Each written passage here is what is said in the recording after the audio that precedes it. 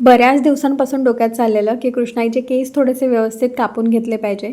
कारण जावळ केल्यानंतर मी तिचे केस परत कट केलेच नव्हते. त्याच्यामुळे आता ते असे खूप जास्त वाढलेले आणि त्याला काहीच शेप उरला नव्हता.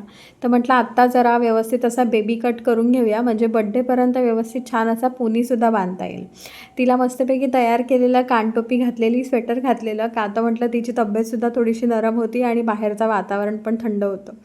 पण तिने एवढा पोपट केला, त्या सॅलॉनमध्ये जाऊन तिने मला हे स्वेटर आणि टोपी काढूच दिली नाही. मग केस कट करायचा विषयच येत नाही ना राव. तिला मी खूप वशिला लावायचा प्रयत्न करत होतो, हातात मोबाईल देत होतो, अजून काही काही गोष्टी दाखवत होतो, पण नाही, मॅडमनी मला अजिबात ते स्वेटर आणि कानटोपी काढूच दिली नाही. आणि मग काय तिथे रडून धुमाकूळ नुसता सलूनमध्ये. शेवटी आम्ही तसंच तिला घेऊन तिथून निघालो, कारण ते आधीच ती सर्दीने आणि खोकल्याने हैराण झालेली आणि त्याच्यात रडणं चालू केलं, मग तो खोकला काही थांबतच नव्हता तिचा. त्याच्यामुळे फायनली निर्णय घेतला, चला आता बाहेर पडलोच आहोत तर थोडंफार असंच मॉलमध्ये सुद्धा फिरून येऊया. जवळच होता मॉल तिकडनं, तर मम्मी, मी आणि कृष्णाई आम्ही तिघीही गेलो मॉलमध्ये.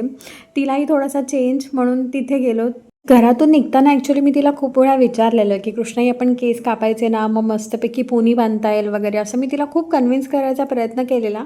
आणि ती तयारसुद्धा झालेली की हां हां, मला हां तर म्हणत होती ती. सो मलाही कॉन्फिडन्स आला की चला आता ती देईल केस कापायला, काही तिकडे गेल्यावरती नाटक नाही करणार. कारण मला आधीच तिचा खूप चांगला अनुभव आलेला. तिचं जावळ करायचं होतं त्यावेळेलासुद्धा आम्ही तिला असंच सॅलॉनमध्ये घेऊन गेलेलो. पण तेव्हासुद्धा तिने त्या समोरच्या व्यक्तीला तिच्या केसांना हातच लावू दिला नव्हता, असाच रडून धुमाकूळ घातलेला. शेवटी आम्हाला हार पत्करून तिला घरी आणावं लागलेलं. आणि मग काय शेवटी पप्पा आणि प्रसाद त्या दोघांनी मिळून तिचं जावळ घरच्या घरीच केलेलं.